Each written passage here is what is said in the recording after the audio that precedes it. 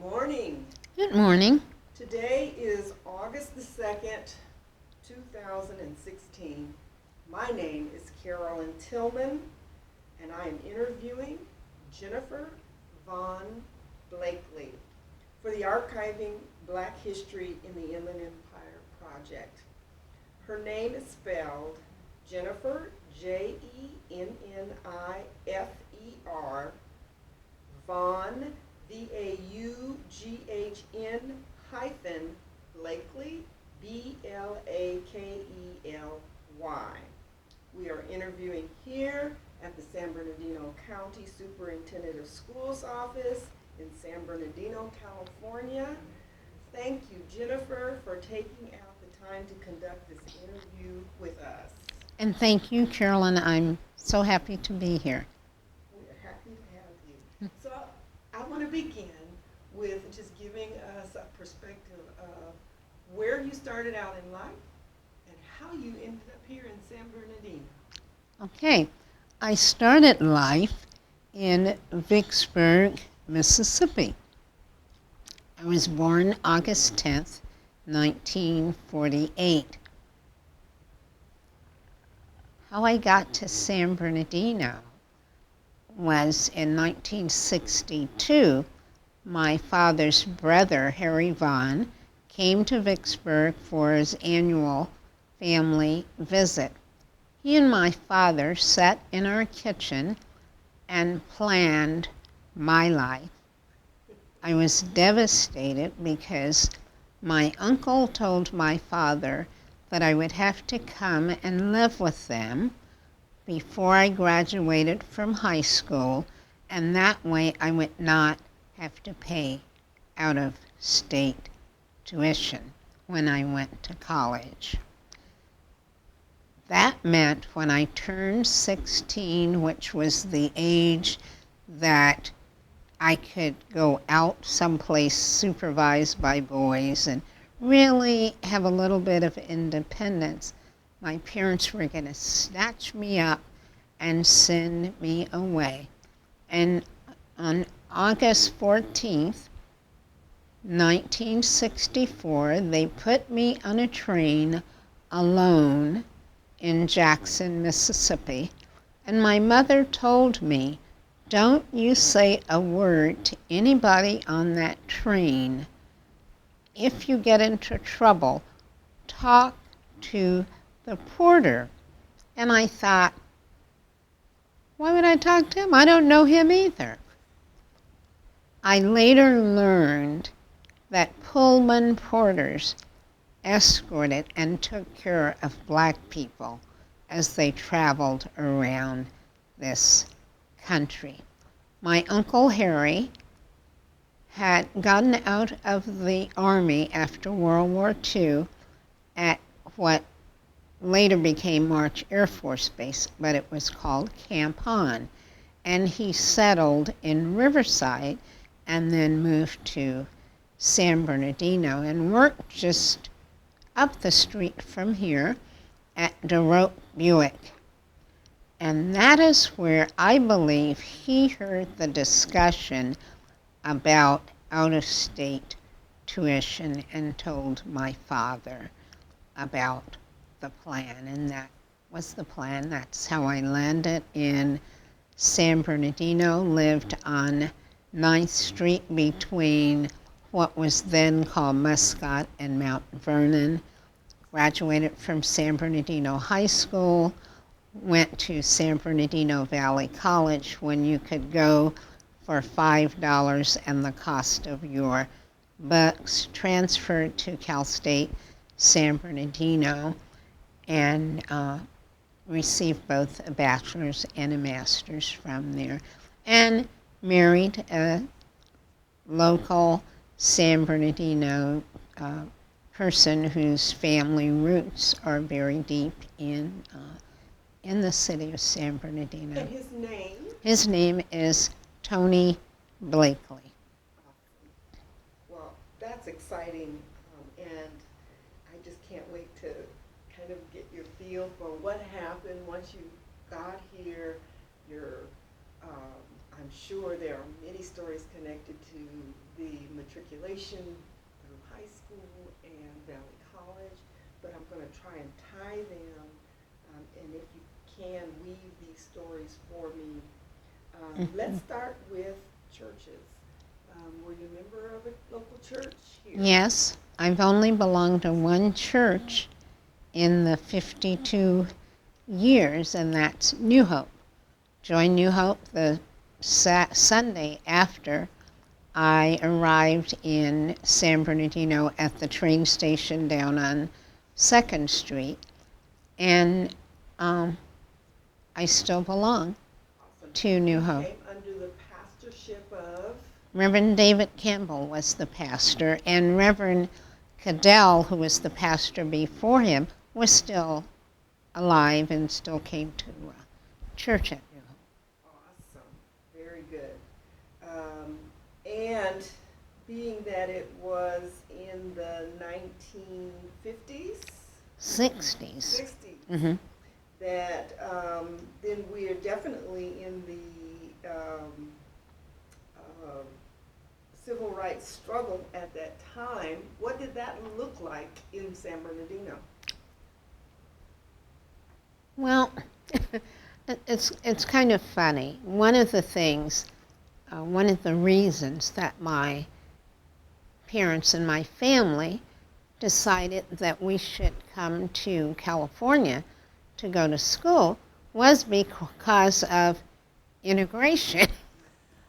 One of the things I discovered after I got here was that San Bernardino was not the most integrated places in the country. As a matter of fact, 1 year, somewhere between 1966 and 68, I remember being a part of a march down 9th Street and over the bridge, and the march was led by Francis Grice and Valerie Pope Ludlam and Bonnie Johnson. Those were three of the people I remember. For the desegregation of schools in San Bernardino. And even as a young woman, I thought, why am I doing this? And so I always found that ironic that I came from a place that was known for its staunch segregationist ways and laws to a place that was supposed to be the exact opposite, and it wasn't. And so that was ironic Yes. for me. Most certainly, it was. So you were engaged in that struggle. How did that relate, as you might recall, in terms of work and jobs and Well- accessibility to other areas of the city? Well, I guess my engagement in those activities was very limited because from my parents in Mississippi and my uncle in California, the rule was you do not go out there getting involved in anything controversial or that was going to get you put in jail. You were to concentrate on your studies, Exactly. get your piece of paper. Right. That was it. My direction was very clear. So I only did those things when I could sort of sneak and do them. I get you. And I remember once when I was at Cal State, a group of, at that time there were only 50 students of color, period. And we were planning some takeover of the president's office. And I sat there and thought, you know, I'm not going to be here at 4 o'clock. I know that. And I stood up and said, I can't come. My uncle will get me out of jail, but I will never hear the end of it. And so I'm going to They let had you know put their now. hopes and dreams in you, and Yes. do you ever have you ever had an opportunity to go back and talk to them about their fears for you at that time and what things were going through their head when they created that strategy for you? Well, yes, I have. However, my mother just sort of, oh well, you know, and my uncle, who really got this whole thing started, never really talked about it. He and I really only talked about how much I loved him when he was dying. And his approach was, you know I love you, and I know you love me. And I said, but I've never told you. And I did. And my Uncle Harry was our family, you could count on him for anything. Even when you blew it, even when you did something dumb and stupid. He was always there. And he showed his love by taking care of his family. You could be the biggest screw up in the family. And if you were Vaughn, he was going to do, yeah. And we all always knew that. Did he have any children? No, he had no biological children. My aunt had a son. And then my aunt and uncle raised her sons, one of his daughters. And so we were like, Helen and I were like their children. Okay, so I'm going to kind of back up because you do have brothers and sisters. Mm-hmm.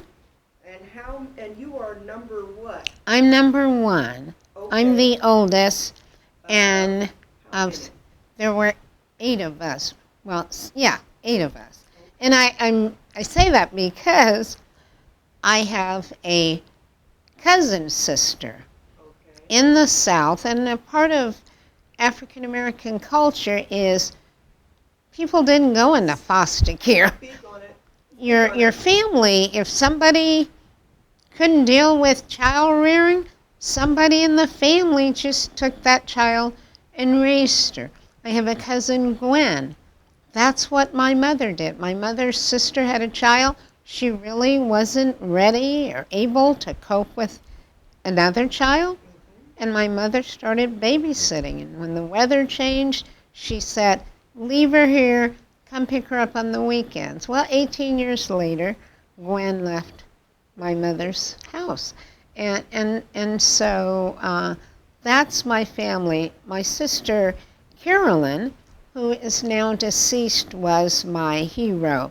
She was 3 years younger, but she was the most courageous person I've known in life. And she was not afraid of anything or anybody, including my parents. She was the spokesperson for us. She negotiated everything for us, and she was very successful at it. She was a nurse, and she took care of people, but with my sister Carolyn, you paid the price.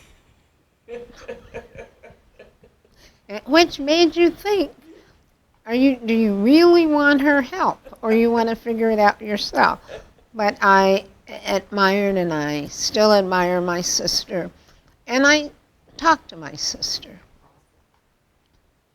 Jennifer, if you're the oldest, then I want to bring a little more focus on it. This plan was made for you to come to California.